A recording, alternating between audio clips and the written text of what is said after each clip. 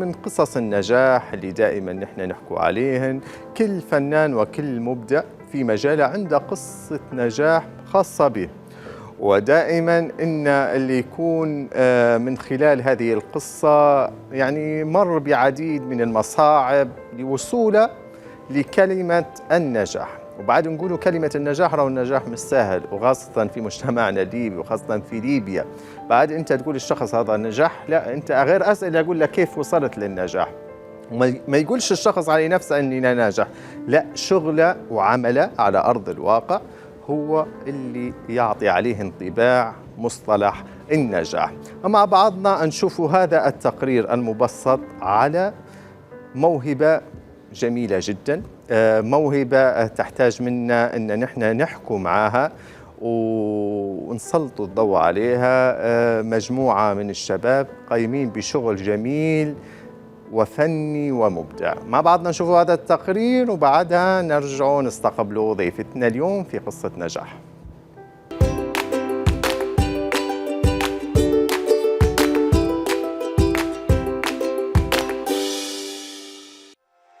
في الشوارع ومحطة القطار أو حتى على حواف الطرق نجد جدرانا تملأها رسومات لفنانين يحترفوا فن الرسم على الجدران، فلكل جدار صورة تحكي قصة أو تعالج قضية رغم فوضويتها، إلا إن وراءها حكاية. ما يميز فن الرسم على الجدران أو ما يسمى بالجرافيتي هو أنه قادر على تسليط الضوء على قضايا معينة مختلفة، لذلك يستقطب هذا الفن اهتمام الجمعيات لأنها أقرب إلى الناس وأكثر شمولية في توجيه رسالتها لكافة الفئات العمرية، وما تحتاجش في كثير من الأحيان إلى استخدام عبارات، بل تقتصر على الصور لتوصل رسالتها للجميع مهما كانت اللغة أو الثقافة. استطاعت الفنانة آيات خليل العموري أنها تنقل هوايتها في الرسم على الورق إلى محيط الجدران الواسعة لتبدع في تشكيل رسوماتها وتحول حوائط جدران المباني القديمة والمهجورة إلى لوحات فنية. عشق فن الجرافيتي يدفع مبدعيه لمواصلة العمل ونقش أحلامهم اللي تنقل نبض المجتمعات وأفكارها ومشاعرها، أو تعبير عن رأي أو ظاهرة اجتماعية بطريقة فنية إبداعية.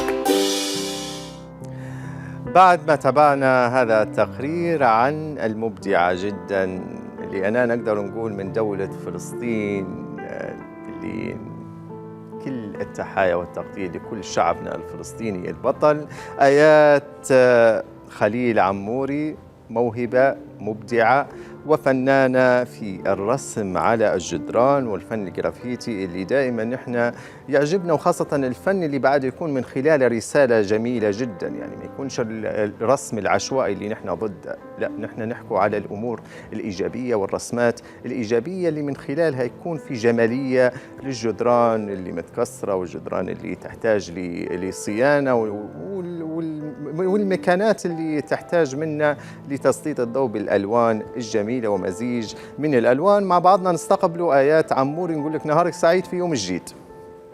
نهارك سعيد ربيع، كيف الحال؟ كل عام وانتم بخير ويومكم سعيد يا رب. ربي يعطيك الصحة آيات، وإن شاء الله دائما مبدعة في مجالك في الرسم على الجدران والجرافيتي. أنت اليوم معنا ضيفة، وقصة النجاح في دخولك لهذا العالم، رسم الجرافيتي والرسم على الجدران، وخاصة أنك أنت عندك بعض الرسمات اللي نقدروا نعتبروهن مميزة جدا داخل مدينة بنغازي وخارج مدينة بنغازي. يسعدك يا ربي. هي يعتبر فن الرسم الجداريات يعتبر فن صعب بالنسبة للفتاة. نعم. لأن فن الرسم هو مجال كبير. نعم. تمام. نحن نحكي كفن جرافيكي، لكن كبنت، أنا نحكي بصفة شخصية عن نفسي، أنا كبنت شرقية موجودة بالتحديد في ليبيا، إن أنا نعتبر أول بنت ترسم جداريات في الشارع. يمكن أنا نخص نفسي في الموضوع هذا لأني أنا لعنت وما شفتش أي بنت تطلع ترسم في الشارع وترسم جداريات، بحكم أن فيها صعوبات كعادات وتقاليد وكمجتمع نحن شرقي. صحيح. أن البنت مكانها يا مدارس يا تدريس يا مستشفيات. نعم. ولقيتي الأعلى. الشعب الليبي ولقيتي مدينة بنغازي مرحبة بك وحاضنة هذه الموهبة، وأكيد طبعا كانوا يعني داعمين لك معنويا. يعني الحمد لله، فضل من الله وتوفيق من الله والوالدين، إن الوالد ديما معايا موجود في الموضوع هذا، مشاركني في الحاجات اللي ندير فيها، يعني ديما جنبي. كيف لما نطلع نرسم جدارية، يعني رسمنا عدة جداريات، منها جدارية صالح الأبيض تكريم له، منها جدارية السينما والمسرح، منها كان في رسمة جدارية المصالحة الوطنية في المدينة الرياضية.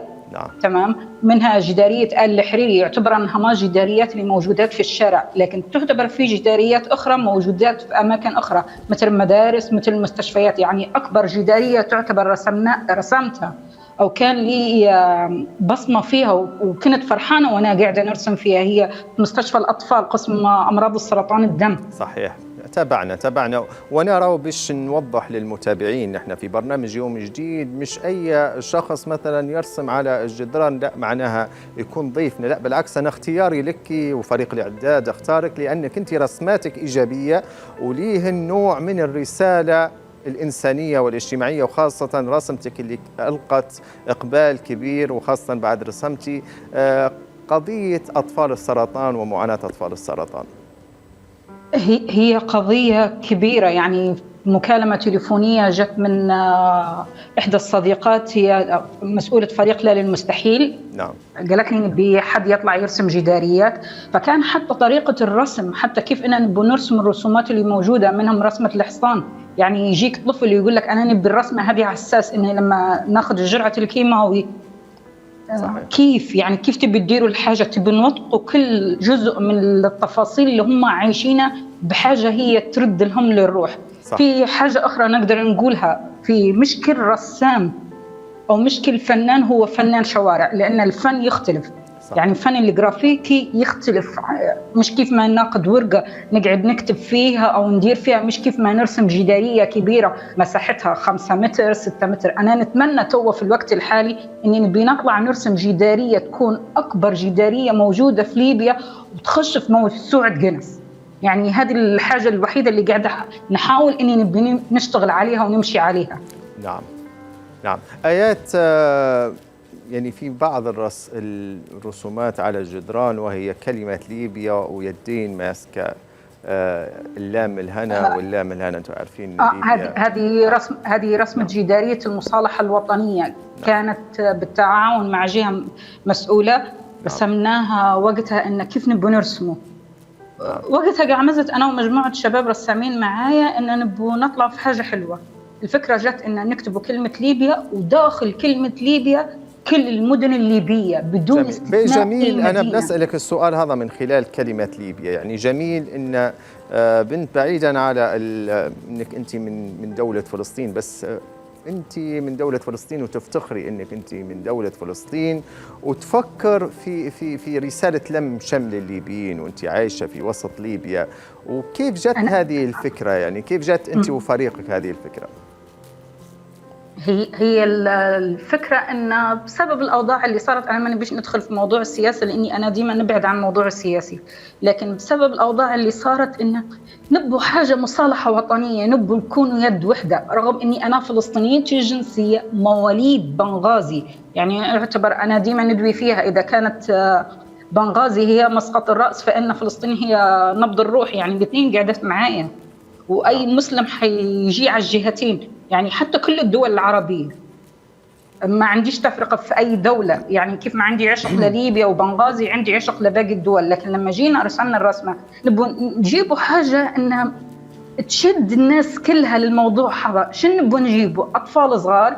نعم. يدين. نعم. مسكات ليبيا، لأن ليبيا حنحتضنوها كلنا بيد وحدة، ما فيش فرق بين لا شرقي لا غربي لا شمال لا جنوب، كلنا يد وحدة. وجو كلمة ليبيا بحد ذاتها باقي المدن الليبية مثل طرابلس بنغازي سبها سرت كل الدول الليبية. جميل. ولما جيت تحت في الفيديو حتلقى كل الدول الليبية موجودة.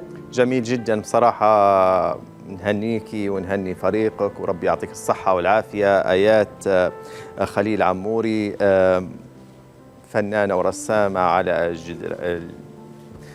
الشوارع مدينة بنغازي، وإن شاء الله بإذن الله حتكوني بإذن الله عديد من المدن مشاركاتك، وإن شاء الله ربي يوفقك في هذا الفن الجميل جدا، والفن اللي له رسالة اجتماعية إنسانية. ربي يحفظك ويعطيك الصحة آيات.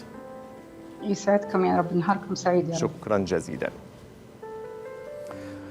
الجميل طبعا في الموضوع ان كيف ما قالت ايات ان مواليد مدينه بنغازي وجنسيتها فلسطينيه، وجميل انها هي تفكر من خلال رسماتها رساله انسانيه ورساله للم الشمل، وهذا جميل جدا، وربي يعطيك الصحه.